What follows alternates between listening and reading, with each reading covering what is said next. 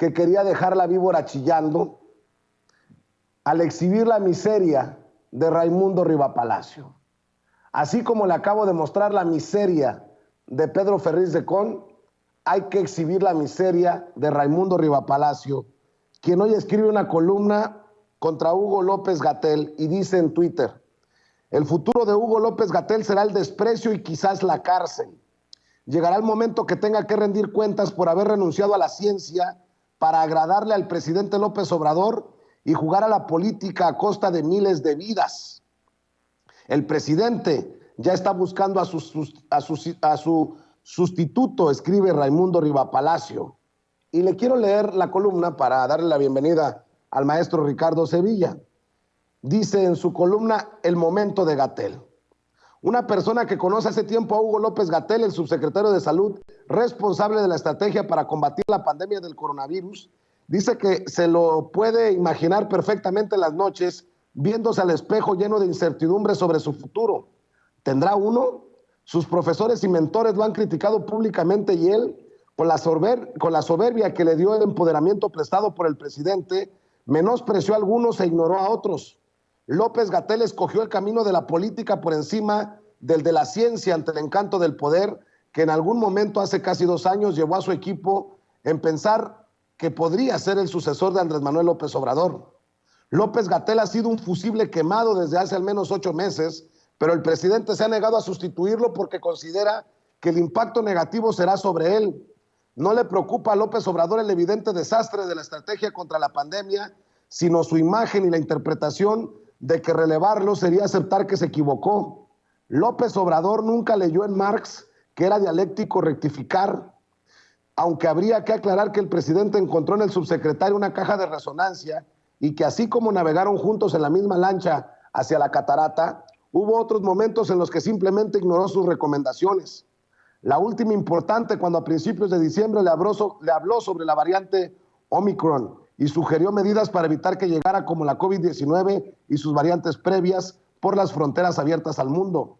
López Obrador ni siquiera quiso escucharlo y atajó varias veces sin que pudiera terminar sus argumentos para decirle que ni pararía la actividad económica ni cerraría las fronteras. El resultado lo tenemos ahora.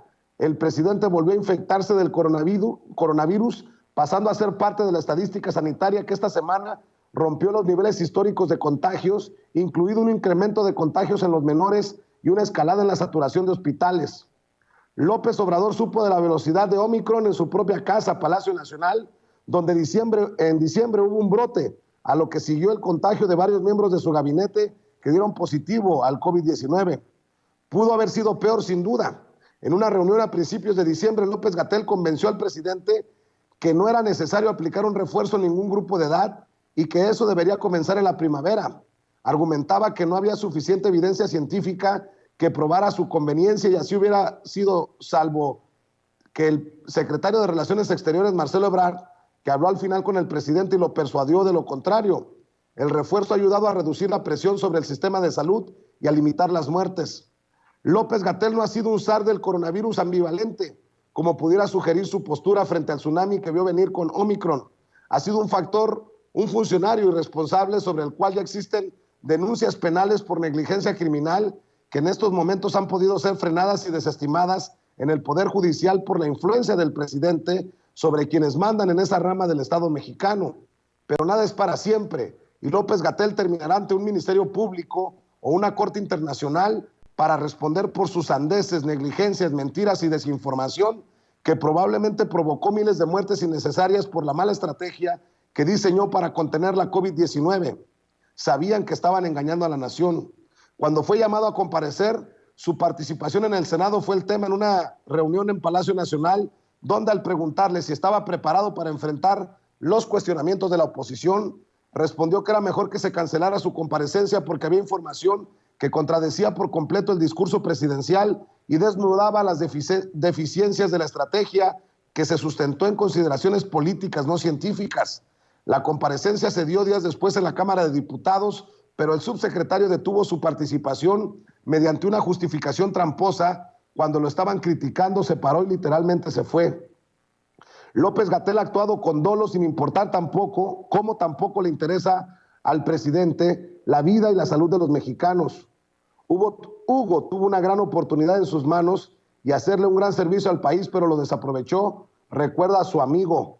Hubo un momento en el que le pudo decir al presidente no, eso no lo podemos hacer, pero se quedó callado. Después de eso ya era imposible que lo hiciera. El zar del coronavirus se convirtió en una caricatura de sí mismo, diciendo tonterías desde el punto de vista científico, como el que la fuerza moral del presidente lo hacía inmune a la COVID, errores con consecuencias letales por su larga oposición a las pruebas y a las vacunas, o la minimización de la pandemia. La desastrosa estrategia de López-Gatell, acomodada a los deseos y objetivos políticos del presidente, provocó que a finales de noviembre la Organización Mundial de la Salud sugirió al gobierno de México revisar la estrategia del subsecretario y pidió un extrañamiento por su posición ante las vacunas y el no uso de la mascarilla. López Obrador no le llamó la atención, pero aumentó su congelamiento y profundizó su distanciamiento. Públicamente era todo lo contrario. López Obrador hablaba bien de él en las mañaneras, aunque él al mismo tiempo le había apagado los reflectores y de alguna manera cortado la locuacidad. Los dos López no han cambiado, siguen diciendo mentiras, como que México era el país donde menos muertes había dejado la COVID-19 o equiparar la variante Omicron a una gripa. Pero si los dos López bailan tango, no son iguales. Uno tiene repulsión a la ciencia, exuda prejuicios e ignorancia, mientras que el otro es un adulador que se traicionó a sí mismo. El presidente ya está buscando a su sustituto, lo que no significa que López-Gatell está en la puerta de salida, pero sí que la gracia para con él ya se acabó. Hágame usted el pinche favor. De un periodista que conoció a Genaro García Luna, por ejemplo, ¿no? Y que nunca publicó algo similar con adjetivos como los que usa contra López Obrador y contra López-Gatell. Pero para hablar, conste, no de los temas científicos, sino de los temas periodísticos, de la falta de ética, de la falta de vergüenza de un personaje como Raimundo Riva Palacio, déjeme saludar al maestro Ricardo Sevilla, coordinador de investigaciones especiales en Regeneración MX. Querido Ricardo, buenos días, ¿cómo te va? Buenos días, querido público memorioso. Vicente, me va muy bien, muchas gracias. A quien no le va a ir nada bien es a Raimundo Riva Palacio, este personaje que escribió en Excelsior, que escribió en Reforma, en El Universal y bueno, en El Independiente, ese periódico de Carlos Ahumada, y de donde salió por la puerta trasera. Prácticamente lo han corrido de todas partes. En algún momento dirigió y cofundó, de hecho, el periódico Milenio, ahí al lado de Carlos Marín, de Ciro Gómez Leiva, y también lo sacaron prácticamente a patadas. Este personaje que fue uno de los personeros de Carlos Salinas de Gortari, sí, uno de sus personeros, dirigió Notimex durante 2 años, de 1998 a 1990, y que le lavó la cara o intentó lavarle la cara a ese personaje, el padre de la desigualdad, como lo ha descrito el presidente López Obrador. Tuvimos una serie de entrevistas, querido público memorioso Vicente, con personajes muy cercanos a Raimundo Riva Palacio, y nos dicen estas fuentes cercanas a este sujeto, pues que le ha dolido muchísimo que le saquemos sus trapitos al sol, y debido a ello es que nos está investigando, debido a ello es que nos está dedicando artículos, portadas y calumnias estúpidas. Le va a salir muy caro, porque nos han dado algunos contratos que ya estaremos dando a conocer, y bueno, esas mismas fuentes aseguran que Raimundo está recibiendo dinero por parte del equipo de Marcelo Ebrard para atacar a Hugo López-Gatell. Así nos lo dicen, lo vamos a detallar, vamos a hacer la crónica, y bueno, cabe recordar que además de la buena prensa que el director de Eje Central le dedica al canciller, porque estuve revisando prácticamente las columnas que le dedica una serie de columnas muy interesantes, pues bueno, donde lo elogia por todas partes. Estos personajes tienen una amistad añeja y profunda, y esa amistad le ha dado buenos contratos a la sociedad civil que tiene Raimundo Riva Palacio, y le ha ayudado otro periodista, un periodista que se llama Julián Andrade, este personaje que ha trabajado en La Razón, que ha trabajado en la coordinación de comunicación social de la Oficialía Mayor, nada más ni nada menos que con el expatrón de la esposa de Raimundo Rivapalacio, Miguel Ángel Mancera. Entonces, todo está junto con pegado, estamos muy contentos porque vamos a dar a conocer esta información, de modo que estén muy pendientes porque tenemos esos contratitos, tenemos ahí la firma de Raimundo Rivapalacio, donde en efecto está ahí la firma de él, está la firma de Julián Andrade, este personaje que también escribe en el Universal y que se jacta de ser un personaje probo, que además descubrimos que también aconseja a mexicanos contra la corrupción y la impunidad, y que trabajó para Miguel Ángel Mancera, y mientras trabajaba para Miguel Ángel Mancera, le daba contratos a modo a Raimundo Rivapalacio, le daba a razón de 1 millón de pesos mensuales a través de diferentes instituciones. Por ejemplo, le daba 1 millón de pesos la Lotería Nacional.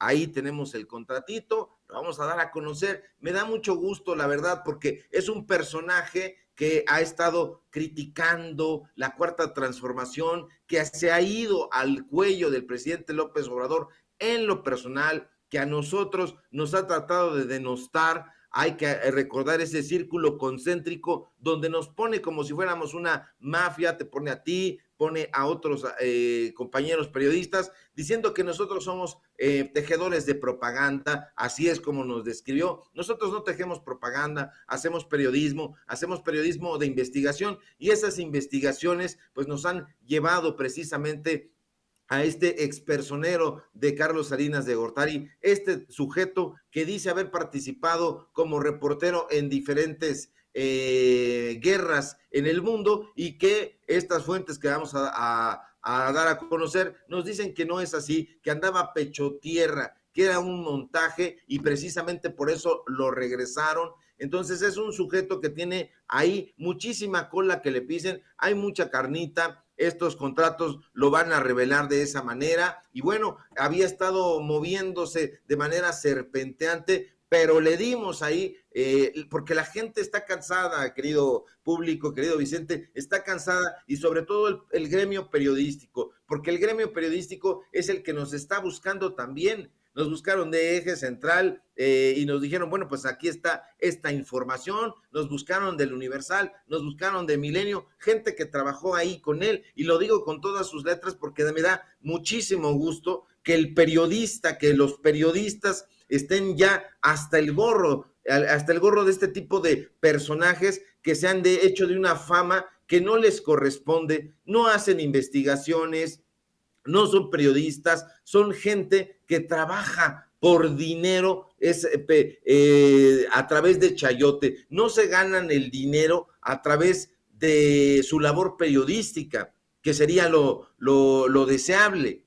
No, les pagan personajes, y en este caso pues están haciendo una guerra contra Hugo López-Gatell, y Hugo López-Gatell pues representa un personaje que ha sido señalado como uno de los posibles contendientes a la sucesión presidencial. Y bueno, de acuerdo con estas fuentes, Raimundo Rivapalacio le estaría haciendo el trabajo sucio a Marcelo Ebrard para sacarlo de la contienda, porque ya ves que han estado en una pugna tácita debido precisamente al tema de las vacunas. Y bueno, pues todo ese asunto lo vamos a estar narrando durante el fin de semana. Vamos a estar haciendo la redacción y lo vamos a dar a conocer para que, y yo lo quería decir a manera de primicia, para que no duerma, para que así como él dice que estas fuentes anónimas, y no presentan nunca ningún documento, lo hacen ver a Hugo López-Gatell despertando en la mañana, mirándose al espejo. No, durante este fin de semana, todos esos personajes que nos están mirando aquí en Sin Censura, en Regeneración, viendo lo que estamos haciendo, pues no duerman, le pasen este chismecito a Raimundo Rivapalacio, y que él vea en el espejo durante el sábado y el domingo que nosotros el lunes a primera hora vamos a sacar estos contratitos, y ahí está la firma de Raimundo, ahí está la firma de Julián Andrade, ahí están todos los vínculos que tenía con Miguel Ángel Mancera, todos los vínculos que tenía con Ebrard, cosas muy interesantes, de modo que esperemos un poquito y que ponga su reloj de arena, que ponga su reloj de agua, su clepsidra, porque el periodismo independiente lo está exhibiendo y lo está exhibiendo bien, y vamos a continuar haciéndolo. No se vale que este tipo de personajes nos dediquen portadas imbéciles tratando de denostar nuestro trabajo sin presentar nunca, jamás ninguna prueba, y nosotros, pues bueno, estamos haciendo un trabajo que es informar, un trabajo importante, informar con datos duros a la población, a la gente que nos ve, que nos escucha, y lo hacemos con muchísima responsabilidad. Aquí hay gato encerrado, y por eso las críticas que hace Raimundo Rivapalacio, todas beligerantes, todas fuera de madre, como dice la frase hecha, y bueno, ya estaremos dando a conocer esta información, pero no me la quería reservar, querido Vicente. Oye, mi querido Ricardo, pues esto va a dejar la víbora chillando. Otra cosa, ¿qué falta de ética en lo que escribe? Si no hay ética, si no hay sustento, si no hay madre, si hay billete. Esa es la lógica entonces de los Rivapalacio. Esa es su, sí, en efecto, no tienen ética, no, la deontología del periodista no la conocen en absoluto, y si la conocen, pasaron de noche por ella. A ellos les interesa simple y sencillamente estar becados, utilizar fideicomisos. No hay que olvidar que, por ejemplo, hace un mes más o menos, cuando dimos a conocer la corrupción que se anidaba en la rectoría de la Universidad Nacional Autónoma de México, aparecía no solamente el nombre de la esposa de Santiago Nieto, de Carla Humphrey, sino también de la esposa de Raimundo Rivapalacio en estos contratos. Entonces está todo junto con pegado.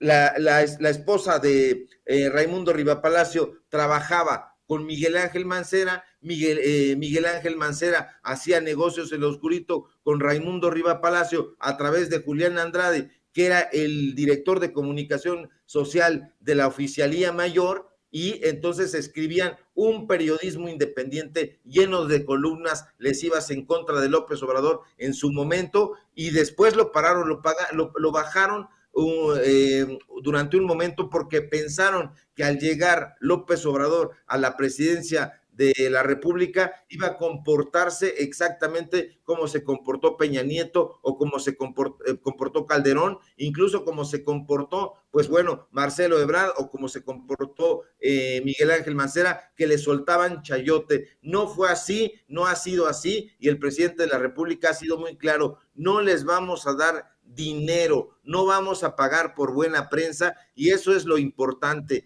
Ya no se puede estar dando chayote a los periodistas para que hablen bien o mal de tal o cual personaje político. No, se tiene que cuestionar al poder, se tiene que presentar evidencia de la corrupción para que eso se acabe. El periodismo también tiene que sanearse, y eso se tiene que realizar a través de un periodismo riguroso, insisto, con datos duros. No saben diferenciar entre una columna, entre un artículo de fondo, entre un reportaje, entre una nota informativa.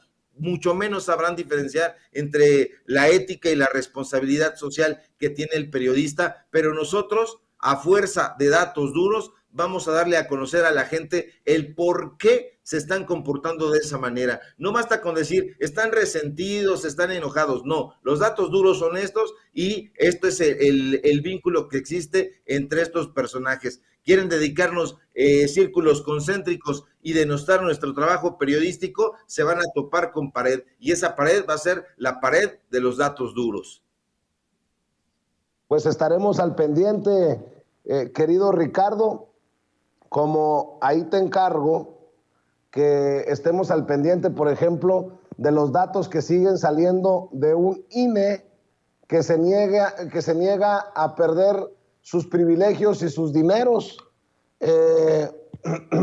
Por ahí veo también nado sincronizado para defender a Lorenzo Córdoba y a Ciro Murayama, bueno, sobre todo Lorenzo Córdoba como consejero presidente del INE, que estoy casi seguro se negará a aceptar por las descalificaciones que ya ha hecho este plan de austeridad sugerido por el gobierno de la Cuarta Transformación. Ayer platicaba con Mario Yergo, le voy a pedir de hecho a nuestros compañeros que por ahí la vayan rescatando. Mario Yergo, el representante de Morena ante el INE, y me confirmaba que sí hubo compra de Harley Davidsons, de estas motos caras, por parte del INE. Oye, son insultantes estos gastos del INE en un país de tantos pobres, y me duele que no lo quieran aceptar y entender estos personajes. Sí, no lo quieren entender porque les estás quitando algo que ellos se imaginaban que iba a ser un patrimonio inagotable, que era esta ratería que tenían en el Instituto Nacional Electoral, que todavía tienen porque no se ha metido mano a fondo y que se están resguardando precisamente en esa autonomía. El presidente, ahora el secretario de Gobernación, han expresado su respeto hacia ese organismo independiente, pero estos personajes, por el contrario, pues están dando un ejemplo totalmente antidemocrático que va en contra de la naturaleza precisamente del INE. No son árbitros neutrales, están a favor de un determinado grupo político para ayudarlo a ganar elecciones, es decir, para colocarlos en el poder, y están saqueando al erario. Este tipo de compras, este tipo de modo de vivir, gastar en cosas superfluas, es completamente lesivo a la democracia de este país. Estuvo ya Lorenzo Córdoba platicando con Loret de Mola a modo, ya ves que hace estas entrevistas a modo, y estaba muy exultante, estaban risa y risa, burlándose desde mi punto de vista de la democracia de este país. Este personaje tendría ya que haber renunciado desde hace mucho tiempo. Lorenzo Córdoba es un racista, es un clasista, es un personaje que no debería de estar ahí y que ya hemos dado cuenta de eso, y hay que insistir de dónde viene. Tuvo una buena cuna, tuvo un buen mentor que fue su padre, Arnaldo Córdoba, pero que lo traicionó en contra de todo lo esperado, se convirtió en un palafrenero de Enrique Krause, en un amigo de Héctor Aguilar Camín, y a través de ellos, pues ha ido estableciendo una especie como de candidatura que va en contra del Instituto Nacional Electoral, porque es un personaje que debería de permanecer completamente neutral ante ese tipo de artilugios, pero que no lo hace, y no lo hace porque tiene intereses, y esos intereses son intereses dolosos. Hay mafia ahí en el INE y hay que darla a conocer puntualmente. Nosotros hemos hecho un par de reportajes, pero sería deseable también que otros compañeros tomaran esta estafeta y que se metieran a fondo, porque ya el periodismo también está en crisis, lo hemos dicho. Se está opinando demasiado, pero no se están presentando datos duros, y esa es la parte medular del periodista. No nos podemos ir con inferencias, no nos podemos ir con supuestos, tenemos que presentar no solamente los testimonios, sino también fotografías, documentación y todo lo que avale que estos personajes están haciendo este tipo de compras con dinero público, y lo están haciendo, y por eso quieren echar abajo la revocación de mandato, esta consulta a la que los está obligando la ley, y que no quieren, y no quieren precisamente por eso, porque ahí han encontrado una minita de oro. Ricardo Sevilla, sobre todo hoy le pido a la gente que te respalde, que se suscriba a tus trincheras y que te busque en redes sociales, a las que estará muy al pendiente Raimundo Rivapalacio y su gente durante estos próximos días, como dices tú, esperando a ver de qué lado masca la iguana, qué es lo que vas a publicar, y nosotros también al pendiente, Ricardo.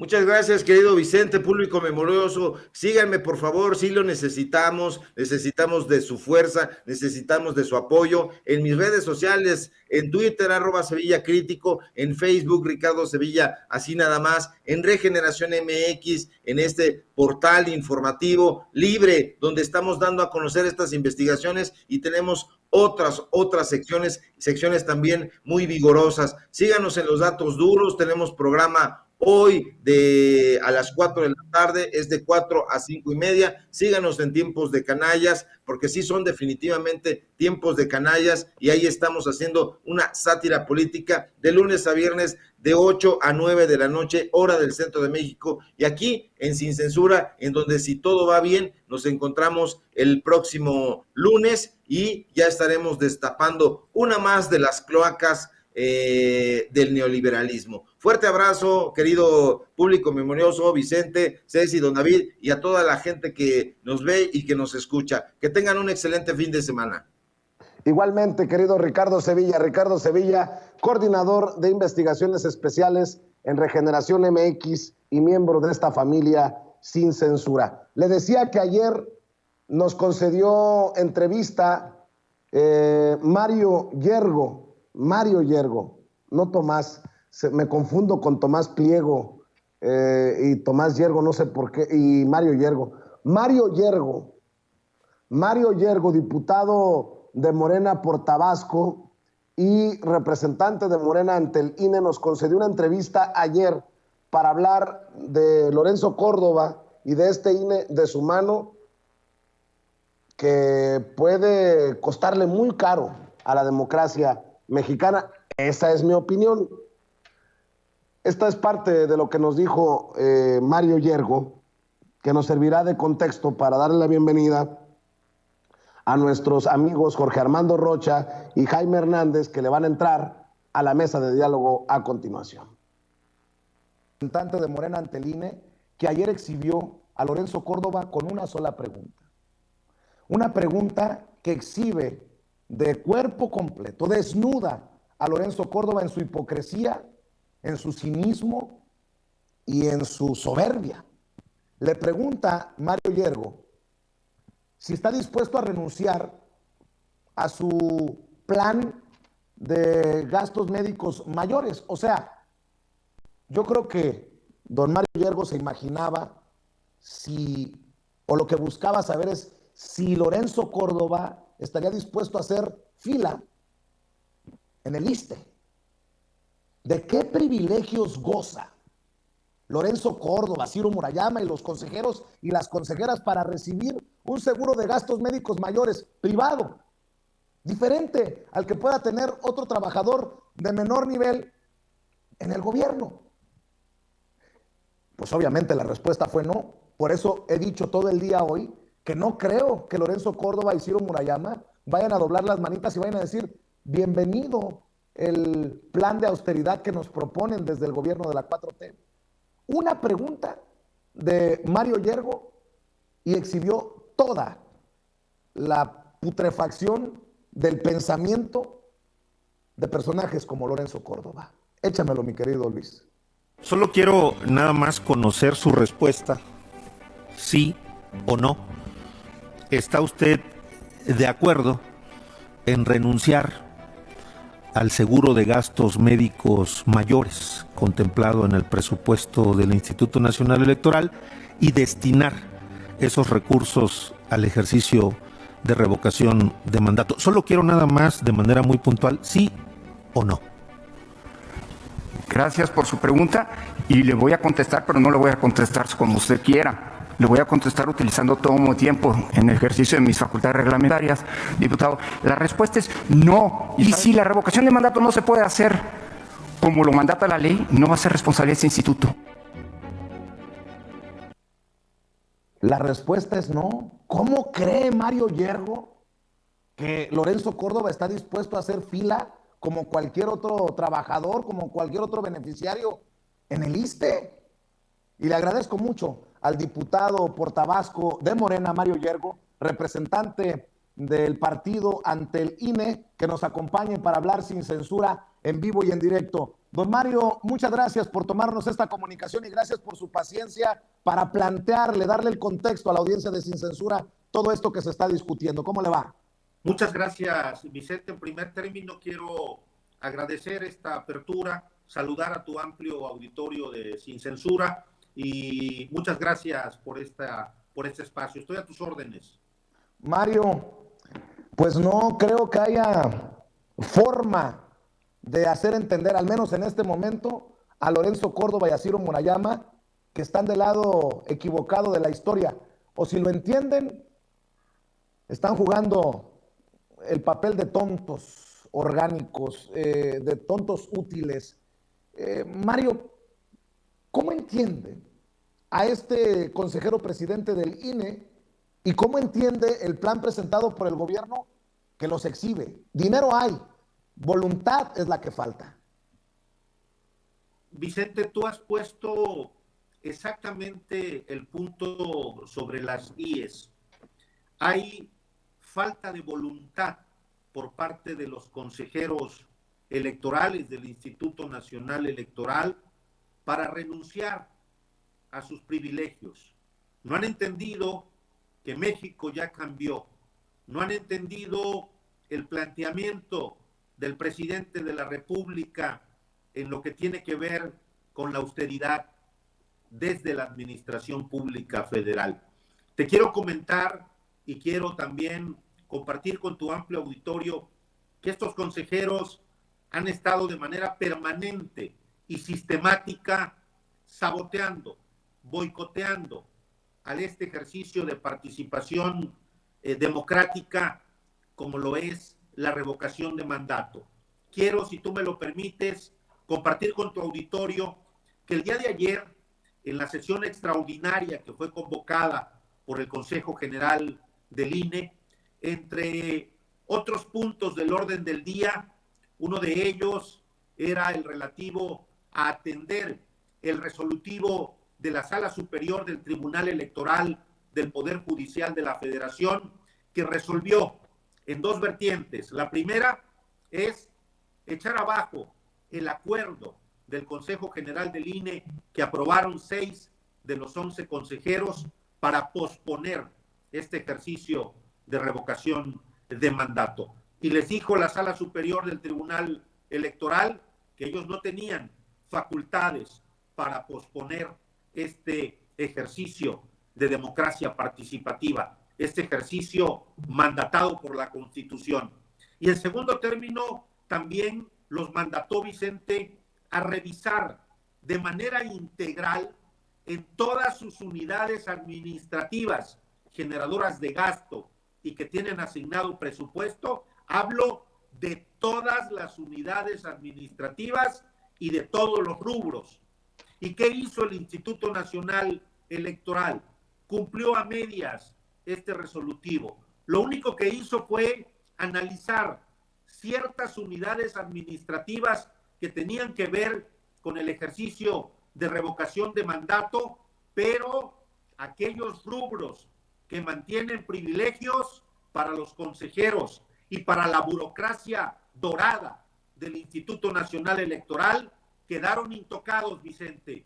No los tocaron para nada. Y me refiero específicamente al seguro de gastos médicos mayores por el orden de los 131 millones de pesos. Me refiero al fondo de retiro voluntario por el orden de los 310 millones de pesos. Me refiero al fondo para atender el pasivo laboral que asciende al orden de los 505 millones de pesos. Y en este fondo me quiero detener tantito. ¿Sabían ustedes, auditorio? ¿Sabías, Vicente, que de este fondo hace algún tiempo al exdirector de organización electoral, ni siquiera consejero, al exdirector de organización electoral de este fondo lo liquidaron con más de 5 millones de pesos?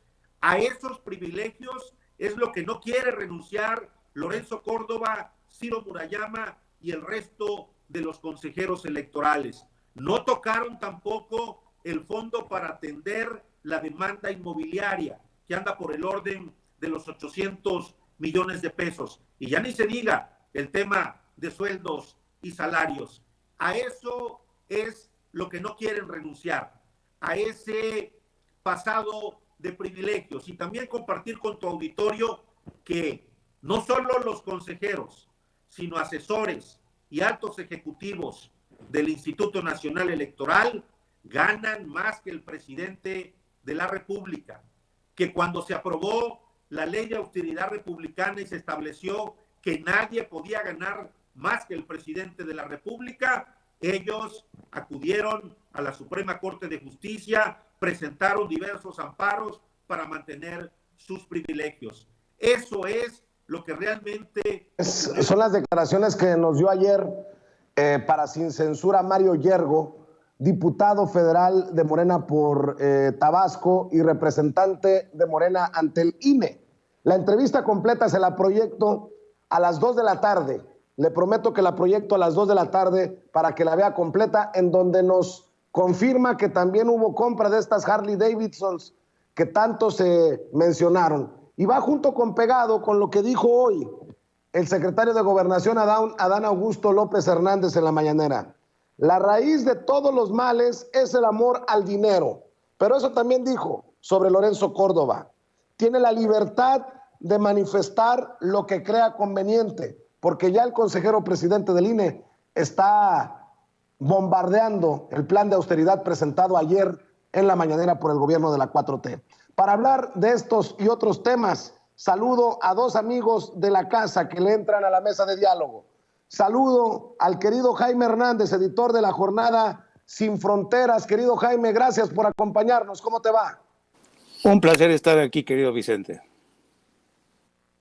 Gracias porque le entras a la mesa de diálogo para acompañar a nuestro amigo periodista y politólogo Jorge Armando Rocha. Jorge Armando, ¿cómo te va? Te mando un abrazo.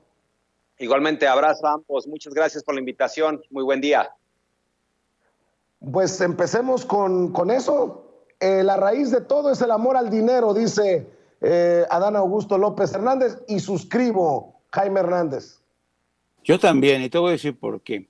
Yo creo que más allá de los pronunciamientos a favor y en contra del INE, yo creo que hay que poner en perspectiva este tema para que se entienda de lo que estamos hablando.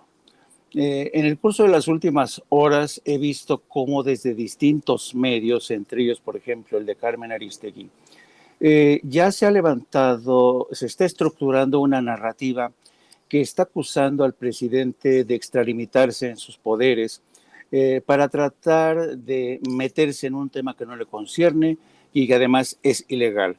Carmen Aristegui acusó al presidente de extralimitarse en sus poderes y entonces dice que esto es un tema preocupante, muy preocupante, porque concierne al estado de salud de la democracia y además concierne a una institución que, palabras más o palabras menos, los mexicanos tardamos mucho en edificar y construir. Bien, sin que esto deje de ser en parte cierto, la realidad es que yo no conozco, Vicente, en el mundo a otro organismo, otra institución que tenga las cualidades del Instituto Nacional Electoral y que tenga no solamente las potestades que tiene el Instituto Nacional, sino que tenga la inmensa cantidad de recursos, 20,000 millones de pesos al año. Bueno, en el mundo, para que te des una idea, en Estados Unidos, por ejemplo, no existe un Instituto Nacional Electoral. El resultado de las elecciones son validadas por los consejos electorales estatales y por un consejo estatal electoral a nivel federal que integran varios miembros del legislativo, miembros de la Suprema Corte y el vicepresidente, y ellos se encargan en última instancia de certificar la victoria de uno u otro candidato. Pero no han requerido nunca, desde nunca han requerido de una estructura, no una superestructura burocrática y además que demande, absorba tantos recursos. En el caso, otro caso, España, por ejemplo. Tú sabes que en España yo digo que es un estado de naciones, a diferencia de México. México es una nación de estados, España es un estado de naciones. 17 naciones autónomas y cada quien celebra sus elecciones y es el Ministerio del Interior el que valida estos resultados, pero sin necesidad de tener una superestructura tan costosa. El único país que más o menos se acerca a la figura del Instituto Nacional Electoral en México es la Comisión Electoral en la India. Pero fíjate que en la India tiene mucho sentido, porque para que te des una idea, las últimas elecciones en la India participaron más de 900 millones de electores. 900 millones de electores. Bueno, aún así, esta estructura de la Comisión Electoral de la India, que es una institución que se remonta hacia la década de los 40 y que tiene mucho sentido porque la India es un país con una población impresionante y además súper heterogénea en términos religiosos, culturales, tiene mucho sentido. Pero en un país como México, en el que el Instituto Nacional Electoral fue creado para evitar trapacerías, tranzas, todo este rollo, el objetivo era claro y era un proyecto bastante digno, ¿no? Bastante encomiable, digno de ser alabado. Pero ¿qué es lo que pasó en el proceso? En el proceso, este monstruo, este elefante blanco se convirtió en un mercadeo, en un mercado donde los partidos políticos metían la cuchara cada quien y todo esto se corrompió. La idea original de tener un instituto que se certificara de forma transparente, independiente, todo este rollo, se convirtió en un aparato burocrático elefantiásico que además costosísimo, que absorbe una cantidad de recursos sin precedente. Las elecciones en México son de las más costosas. Por tanto, desde este punto de vista, ya sea el argumento que me quieran presentar los consejeros o el presidente del INE, en el sentido de que el presidente se quiere extralimitar, que eso no puede ser, que no pueden afectar sus derechos laborales, que es, como le dicen ellos, austericidio, es un austericidio al que los están empujando, no tiene sustento. Pero me llama precisamente la atención que desde distintas trincheras, distintos frentes, están atizando, están defendiendo esta línea argumental. El presidente se está extralimitando, el presidente está embistiendo al Instituto Nacional Electoral y esta cantaleta la van a repetir ahora en Estados Unidos. Así es que vamos a ver en el curso de los próximos días que esto se va a poner muy requete bueno, querido Vicente. Así es, Jaime. Jorge Armando Rocha, dice la consejera Zavala, por ley no se puede aplicar el plan de austeridad en el instituto. Dice Lorenzo Córdoba, sin sustento ni seriedad, el plan de ahorro propuesto para el INE. Y hoy Adán Augusto López Hernández les revira. Ni modo que recortemos pensiones o la salud para darlo al INE. Pues ahí te la dejo sobre la mesa votando, Jorge Armando. Así es, estimado Vicente, pues es que el presupuesto es una cobija que se jala para un lado o para el otro. En ese sentido tiene razón el secretario de Gobernación. ¿Qué hacemos? ¿A quién le quitamos recursos para seguir garantizando que Lorenzo Córdoba y Ciro Murayama puedan gastar en bocadillos y en otro tipo de pues prestaciones como lavado de automóviles, 3 millones de pesos, como se exhibió en la mañanera? Entonces, yo creo que estamos en medio de una disputa, sin duda, pero un debate abierto en donde la ciudadanía también expresa su punto de vista. Estamos en medio de algunas trampas en las expresiones de Lorenzo Córdoba, Ciro Murayama. Ellos aseguran que están hablando en nombre de toda la ciudadanía. Dicen, así como tú, yo defiendo al INE. Bueno, a mí que no me cuente, yo no estoy de acuerdo con los excesos en el INE. Además, una de las trampas en este debate es decir que el INE es ciudadano cuando obedece precisamente a la... Bueno, vamos a ver si recuperamos la conexión con Jorge Armando Rocha. ¿Algo pasó? ¿Ya está de regreso? Adelante, Jorge Armando.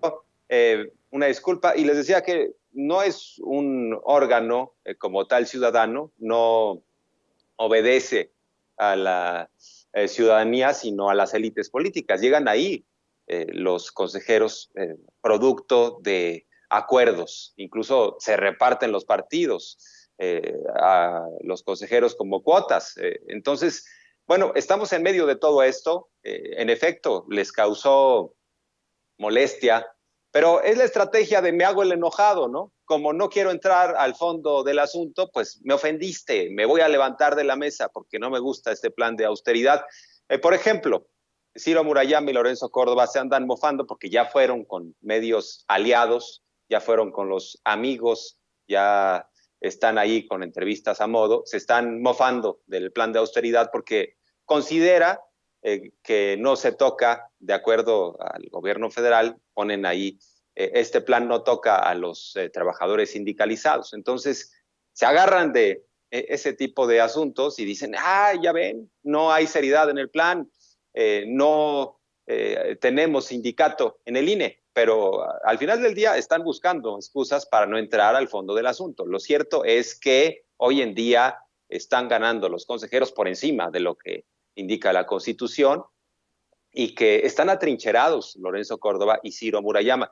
Desde mi punto de vista, el INE permanece como una de las instituciones del viejo régimen, digamos que un bastión del viejo régimen, que pues se trata de una institución que pinta a este viejo régimen porque pregonan transparencia, no hay transparencia hacia adentro, pregonan democracia y no hay democracia hacia adentro. Incluso Lorenzo Córdoba dice, estamos siendo objetos, ¿no?, de tentaciones, le llama pulsiones autoritarias. Y él mismo, como presidente del Consejo General del INE, incluso le mandó a quitar el sonido al representante de Morena cuando estaba exhibiendo el tema de los sueldos. Se ha mostrado como alguien muy autoritario. ¿Y qué más autoritario hay que negarle, por ejemplo, a aspirantes a gobernadores del mismo partido, por cierto, no participar en los procesos electorales por faltas muy graves, supuestamente de subir videos a Facebook valorados en 19, 25 mil pesos? Entonces, permanece este INE de Lorenzo Córdoba como un bastión del viejo régimen, y digo de Lorenzo Córdoba y Ciro Murayama porque ellos se sienten dueños del instituto, sienten que son los poseedores de la institución y además son los dueños de la democracia entera.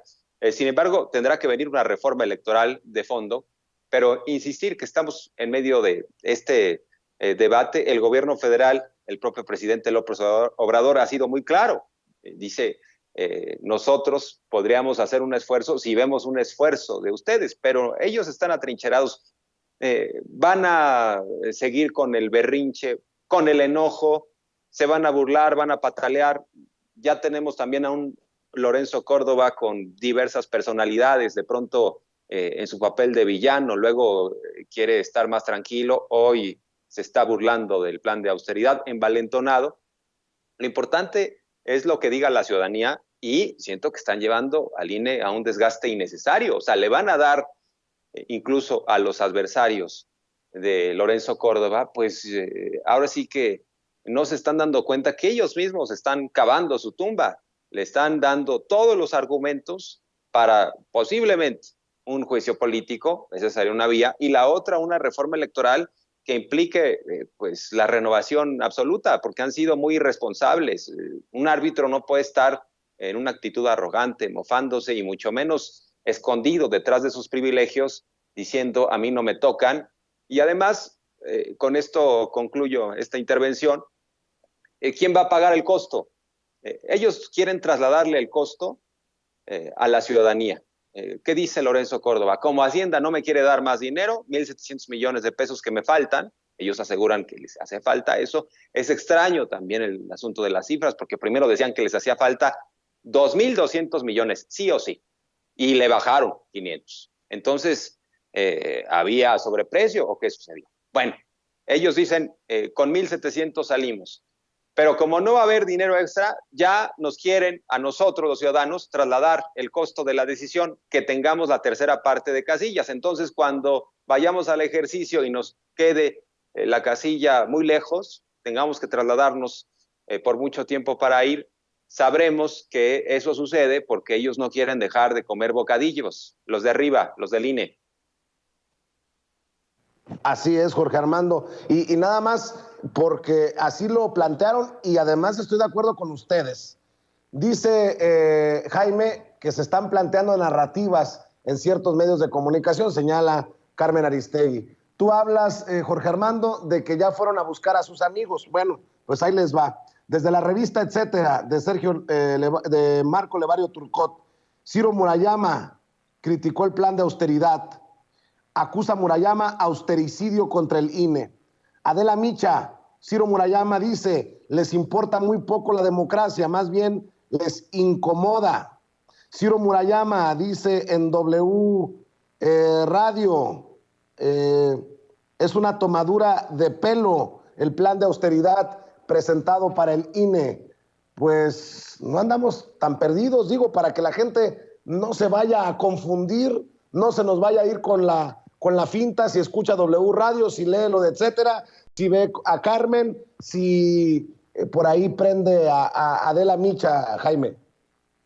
Fíjate que a mí lo más triste y divertido al mismo tiempo de todo esto, ya sabes que antes se le acusaba a la izquierda de ser poco inteligente, de tener un lenguaje panfletario, que sacaban las pancartas, ni un paso atrás, ¿no?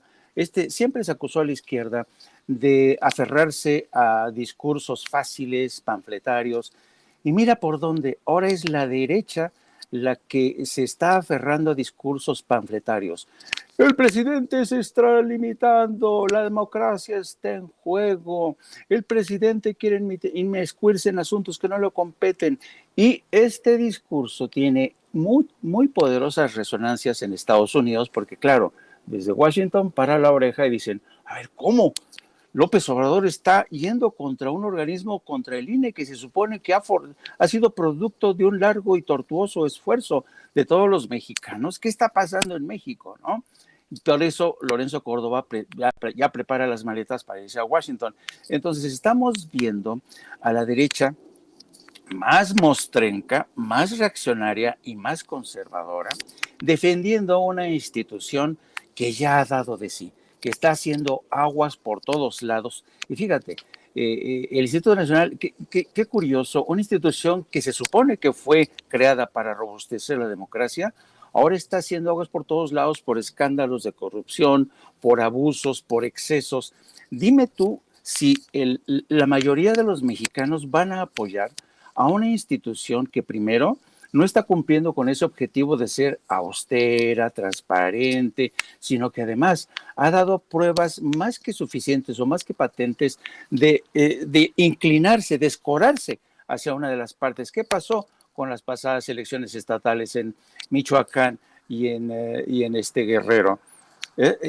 Se convirtió todo eso en un despropósito. Y esta mañana, cuando Carmen Aristegui utilizaba la palabra una y otra vez despropósito, para referirse a la actitud de la presidencia de Andrés Manuel López Obrador, pero en su momento no hablaba mucho de despropósito cuando se fueron contra los candidatos de Morena en Michoacán y Guerrero. Por tanto, aquí hay realmente un discurso prefabricado, precocinado. ¿Y qué quieres que te diga, Vicente? Poco inteligente, porque no está llegando de forma inteligente a la mayoría de los ciudadanos. Y la soberbia de Lorenzo Córdoba, que cada vez que escribe, habla, queda en evidencia. Mi querido Jorge Armando Rocha, el balón está en la cancha de Hacienda. Ellos decidirán de qué tamaño será la consulta de revocación de mandato, le dijo a Luis Cárdenas en MBS. Pues yo creo que a lo mejor no ha visto la mañanera. En todo caso, el presidente del INE ya batearon la postura del INE, pero estuvo muy claro desde un inicio, ¿no? El presidente López Obrador les dijo, si ustedes hacen un esfuerzo de austeridad, si se recortan el copete de privilegios, incluso nosotros podríamos tratar, por ejemplo, de encontrar algo producto de los decomisos, de lo robado. Incluso dijo en específico, podríamos obtener ingresos del INDEP, poner a disposición. Pero para plantearlo en términos prácticos era dando y dando. Pero si en el INE no hay ninguna actitud, ninguna voluntad de conseguir más recursos, pues yo creo que el gobierno federal dirá, nosotros tampoco tenemos margen, porque además el presupuesto está etiquetado, aprobado por la Cámara de Diputados. Y bueno, insistir, una de las vías era el INDEP, pero desde mi punto de vista, conociendo cómo funciona y cómo opera el presidente López Obrador, va a decir, pues así no, porque la idea era que ustedes se sometieran a la austeridad y en su caso, pues a lo que mandata la Constitución. porque no se trata simplemente de lo que quiera el presidente, porque en esa parte el INE tiene autonomía, sino se trata de lo que diga la Constitución. Y ahí está claro que no pueden ganar ellos por encima de lo que hoy en día está obteniendo el presidente todos los meses de remuneraciones. Sin embargo, lo están haciendo, están violentando el marco jurídico, claro, aferrados ahí a un amparo. Pero en ese sentido, yo creo que no habrá recursos de Hacienda. Ya de alguna manera, Adán Augusto López, el secretario de Gobernación, dice, nosotros estamos, en lo que hace al presupuesto, está muy comprometido y pues por eso les presentamos el plan. Y se están mofando del plan, se están riendo, se están burlando, pues yo creo que no es una actitud de cooperación. Ha habido mucha arrogancia, como bien sostienes, Vicente, de parte de Lorenzo Córdoba. Es un hombre muy arrogante, incluso se fue ahí a mofar a la Cámara de Diputados. Hay que recordar que sus intervenciones tocaba a algunos legisladores y manoteaba, de pronto se quería hacer el gracioso, pero era ahí precisamente donde tenía que convencer a los diputados y diputadas, y no lo logró, no los convenció, porque incluso le cuestionaron sobre su sueldo, y bueno, pues dijo, nosotros estamos en nuestra estrategia legal y son nuestros derechos laborales. Él no tuvo una actitud de cooperación con los diputados, y los diputados dijeron, pues menos, y ahí fue donde perdió este debate, y después prolongó el berrinche, y se le abrió una ventana de oportunidad, porque el presidente dijo, bueno, veremos si hay una actitud, pero como no existe, yo creo que ya el batazo está dado. Hacienda va a decir, no hay recursos, el presidente se va a mantener también en la postura, y en su caso, pues como ellos no quieren ver adentro, están atrincherados, insisto, en el fondo, el mensaje que dan en el INE es, no se tocan los privilegios, confunden autonomía con independencia. Me parece que eso es grave, se sienten por encima de los demás poderes, se sienten como la institución de la República, y ellos tienen que organizar elecciones, punto. Y en su caso, consultas. Esa es la vocación y la función central del INE. No le puede decir a la ciudadanía que no va a realizar un ejercicio, o que lo va a realizar a medias o de poca gana.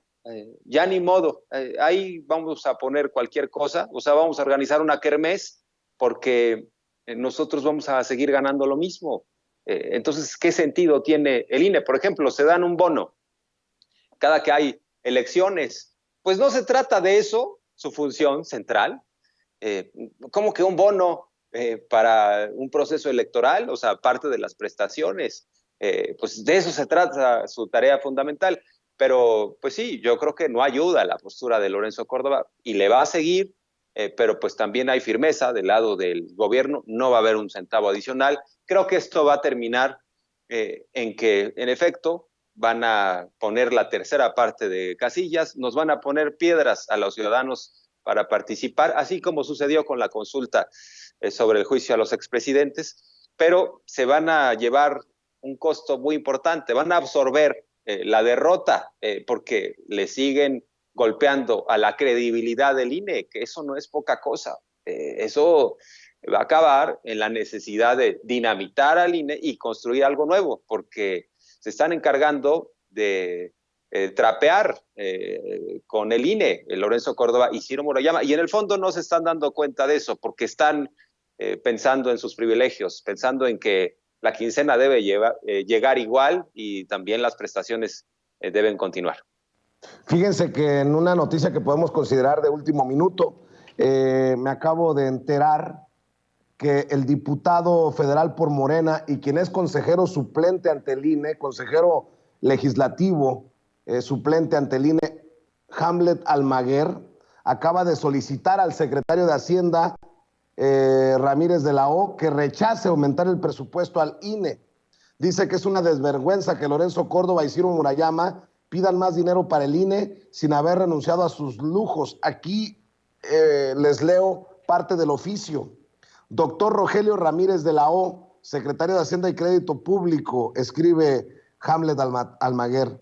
Señor secretario, me dirijo a usted como consejero suplente del Poder Legislativo ante el INE con la finalidad de solicitarle atenta y respetuosamente que se rechace el requerimiento constitucional de ampliación de recursos formulado a instancia de los ciudadanos Lorenzo Córdoba y Ciro Murayama, consejeros del INE, y comunicado a esa secretaría mediante oficio INE /SE /0049 /2022. Resulta urgente que en este país lleno de carencias por la herencia neoliberal, todos los servidores públicos de los tres poderes y de los órganos autónomos mostremos solidaridad y actuemos conforme al principio constitucional de austeridad republicana. Y menciona el artículo 127. Señor secretario, los consejeros del INE no comprenden esta situación, actúan con frivolidad, viven en otra realidad en la que confunden sus privilegios con derechos y los derechos sociales del pueblo con dádivas. Así se refirió Ciro Murayama a las vacunas contra el COVID-19. Lorenzo Córdoba y Ciro Murayama no pueden pretender pedir más dinero sin antes haber renunciado a sus seguros privados de gastos médicos mayores, bonos, arrendamientos onerosos de vehículos de lujo, tintorería, comedor, gastos de representación, apoyos para gasolina, para telefonía celular, seguro de separación individualizada, salarios y aguinaldos exorbitantes, dice Hamlet Almaguer, el diputado federal de Morena, en este documento enviado al secretario de Hacienda y Crédito Público. Jaime, ¿me das tu opinión? Híjole, mano. Qué malo es Hamlet, qué malo es Hamlet. A partir de ahora, con esta carta, todo el mundo va a tener la tentación de llamarle a Lorenzo Córdoba Lord Frívolo. Y yo creo que cuando Lorenzo Córdoba vea esta carta, se le va a encoger el ombligo, porque si hay algo que no soporta, supongo, Lorenzo Córdoba, es que alguien lo acuse de ser frívolo, ¿no? Porque según él es un personaje de un gran empaque intelectual, no es nada frívolo, ¿no? Claro, lo frívolo se desnudan con estos excesos, ¿no? Y esto confirma esta carta del diputado Hamlet García Almaguer, que realmente mucha de la gente, de los consejeros y de la gente que está incrustada ahí en el INE, se creen realmente miembros de una aristocracia, ¿no? Y entonces yo creo que todavía no entienden los del Instituto Nacional Electoral que ya llegó el tiempo, ya los tiempos cambiaron en México y que por más pataleo que hagan, las cosas tienen que cambiar. Ya sea, y así utilicen a su ejército de bots, a sus medios, sus aliados en los medios de comunicación o a sus agentes colaboradores en Estados Unidos, la gente tiene en claro que las cosas tienen que corregirse en el Instituto Nacional Electoral porque durante demasiado tiempo se han permitido demasiados excesos y ahí sí, el Instituto Nacional Electoral sí que se ha extralimitado al imponer o quitar candidatos. Así es que a partir de hoy, híjole, qué malo Hamlet. Mira que ponerle a decirle a Lorenzo Córdoba frívolo, chin, mano. ¿Qué tal? Dice Jaime Lord Frívolo por culpa de Hamlet Almaguer, mi querido Jorge Armando Rocha, pero puntual el documento oficial que envía el diputado al secretario de Hacienda. Así es, bueno, yo creo que es en esencia parte de lo que estaba comentando hace rato, que siempre pues la postura gubernamental fue la de dando y dando. Si en el INE hay un esfuerzo, si hay un ánimo de cooperación, si hay una visión del cómo sí, pues nosotros también podríamos, bajo esa atmósfera de buena voluntad, encontrar la posibilidad de una ampliación. Pero como en el INE han estado en el ánimo del cómo no y con los riesgos que esto conlleva. Esto es también importante destacar porque ellos sí le pusieron un freno de mano a esta consulta de revocación o ratificación de mandato. Y bueno, pues en diciembre entramos a un periodo de incertidumbre porque hicieron una sesión y en una votación 6-5 determinaron chantajear al Estado mexicano. Eso es claro, extorsionar, pues, dijeron, si no hay más dinero, nosotros aquí cerramos el changarro en lo que hace a la consulta y pues usted nos dice, no hay dinero, no abrimos el changarro. Sin embargo, se acudió a la Suprema Corte de Justicia, además al Tribunal Electoral, y ya les dejaron en claro a los consejeros que deben llevar a cabo el ejercicio, que no es a contentillo de Lorenzo Córdoba y de Ciro Murayama, pero además los denunciaron penalmente. El presidente de la Cámara, Sergio Gutiérrez Luna. Después, el presidente López Obrador dijo, no debe ser la vía, se van a victimizar. Hasta donde entendemos, retiró la denuncia Sergio Gutiérrez Luna. Pero se han estado quejando en estos días, tanto el consejero Córdoba como Murayama, que pues son como dos gotas de agua. Ahora sí que a veces uno no sabe quién es vocero de quién, pero básicamente tienen la misma postura. Se han quejado de que la FGR, a través de la instancia de delitos electorales, los está investigando, porque les pidió oficialmente información respecto a ese asunto. Entonces, han dicho que están siendo perseguidos por la vía penal. Ahora, lo que no nos queda muy claro es si se retiró la denuncia, si la FGR está actuando o no de oficio, lo cual implicaría un terreno en ese sentido en donde no podría incidir el propio presidente López Obrador, porque si la FGR tiene autonomía y si tomaron nota de aquello que hicieron, que muchos consideraron una violación clara a la Constitución, pues puede ser que la FGR haya actuado de oficio. Entonces eso está caminando. Y claro que ellos están tratando de victimizar, pero aquí la pregunta es, ¿un consejero electoral no puede violar la ley? Pues claro que estamos en un escenario de una posible violación a la ley y debe haber consecuencias. Lo que pasa es que ellos, por eso lo he comentado, confunden autonomía con independencia y quieren hacernos ver que sus decisiones son inatacables y que además ellos no están sujetos a la rendición de cuentas, cuando sí puede proceder un juicio político, cuando también si cometen un delito y que tenga que ser perseguido por la vía penal, pues como cualquier otro funcionario. Además, estamos precisamente en el marco de una cuarta transformación que incluye a todos y que tiene que ver con eso, con que los funcionarios, empezando por el presidente, hoy en día están sujetos a las leyes, porque antes era pura simulación. Decían el Estado de Derecho y la ley es la ley y todos cumpliendo, ¿no?, lo que nos corresponde, pero había un manto de impunidad sobre un grupo, sobre un régimen, claramente, ¿no? Y bueno, pues en este marco estamos. Yo creo que es lógica también la postura, en su caso del representante de Morena. Creo que están muy claras las posiciones. Y bueno, también los debates abiertos, incluso en las redes sociales, y está llegando la botiza, ¿no?, del INE. Yo nada más, para cerrar, pregunto si los que manejan las cuentas de bots del INE también tienen como prestación los bocadillos, si también andan al mismo tiempo que acosan a quienes estamos opinando en favor de la democracia participativa, si también mientras están manejando las cuentas están comiendo bocadillos con cargo al erario. Vicente. Andan hambreados, anda la perra brava. Mi querido Jorge Armando Rocha, ¿por qué no cerramos precisamente aquí con este tema y le pedimos a la gente que te apoye, porque te veo muy activo también con entrevistas exclusivas, con temas ya en tu canal de YouTube, y eso me da mucho gusto, Jorge Armando Rocha. ¿En dónde, cómo te siguen, cómo te apoyan?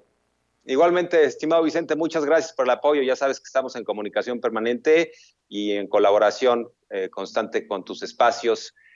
Siempre muy agradecido. Me pueden seguir en Twitter como @RochaPeriodista. Ahí estamos en comunicación permanente, también dando el debate. Y en mi canal de YouTube, Jorge Armando Rocha Periodista. Ahí estamos también todos los días. Así que un placer, Vicente. Gracias por la invitación y muchas gracias por esta mesa. La disfruté mucho. Muy buenas tardes ya. Gracias, buenas tardes, querido Jorge Armando. Mi querido Jaime, también el compromiso es para que la gente te apoye en tu canal de YouTube, te siga en redes sociales.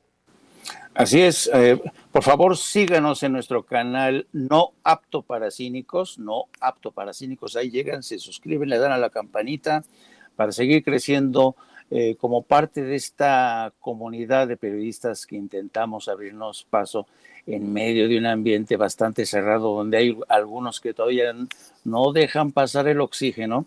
Así es que apóyenos y nos pueden seguir también a través de nuestra cuenta de Twitter, @Jaime Yourno. Ahí nos encuentran, querido Vicente. Muchas gracias.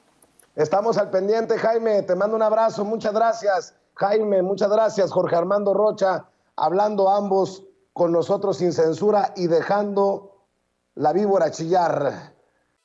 Amigos, amigas, regresamos en breve, pero mientras seguimos hablando sin pelos en la lengua, sin censura, usted puede suscribirse a nuestros 3 principales canales en YouTube.